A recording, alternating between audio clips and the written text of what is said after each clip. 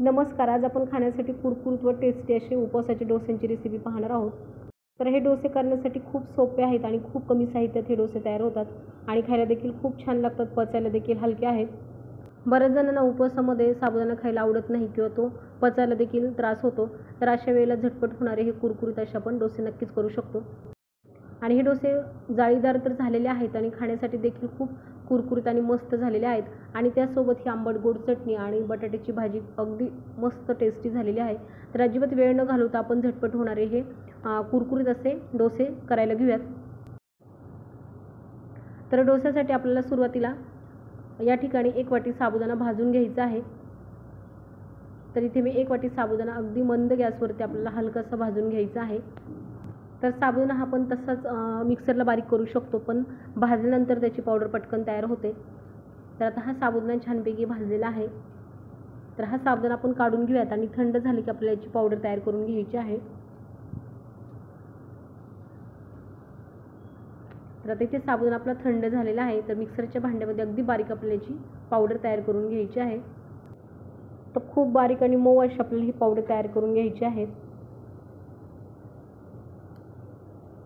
तर इथं आता साबुदाण्याची पावडर म्हणजे साबुदाणा पीठ अगदी बारीक झालेला आहे. तर हे आपण एका बाउलमध्ये काढून घेऊयात.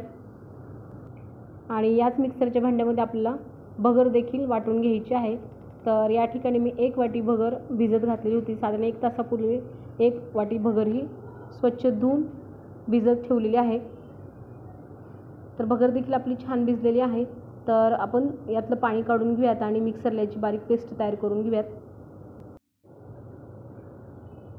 तर पूर्ण भगर आपल्याला हे मिक्सरच्या भांड्यामध्ये घालून घ्यायची आहे. आणि या ठिकाणी आता आपल्याला साधारण 2 चमचे आंबट दही घालायचं आहे. आणि थोडंसं पाणी घालून आपल्याला याची पेस्ट तयार करून घ्यायची आहे. तर ही भगर वाटताना पुन्हा थोडंसं पाणी घातलेलं होतं. साधारण जवळजवळ 1 वाटी पाणी या ठिकाणी घातलेलं आहे. तर आता ही पेस्ट आपल्याला एका बाउलमध्ये काढून घ्यायची आहे.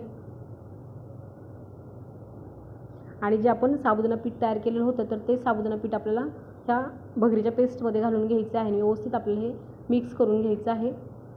आणि याचं पाणी घालून आपल्याला याचं पातळ असं बॅटर तयार करायचं आहे. तर इथे साबुदाण्याचं पीठ अगदी 1 चमचाभर शिल्लक राहिलेलं आहे. तर ते पूर्ण आपण घालून घेऊयात आणि साधारण 1 ते 1.5 ग्लास पाणी घालून आपल्याला याचं पातळ असं बॅटर तयार करून घ्यायचं आहे. आणि चमच्याच्या साहाय्याने व्यवस्थित आपल्याला हे पीठ फेटून घ्यायचं आहे म्हणजे याच्या गठळ्या तयार होणार नाही. तर आता हे बॅटर आपलं छानपैकी फेटून झालेलं आहे. तर यावरती झाकणे ठेवून साधारण आपल्याला हे पीठ अर्धा तास भिजत ठेवायचं आहे.